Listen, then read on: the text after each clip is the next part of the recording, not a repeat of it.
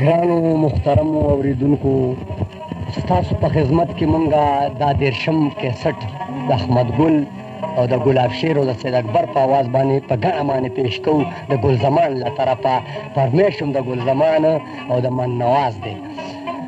که چا د دې پټې تاجت وي د خیره سره نو راځي دي او د ګل زمان په دوکان کې ټانګ بازار کې هغه ته میلاویدی شي، او که خواهش یې کوي نو راځي دي، ضرور دې راشي.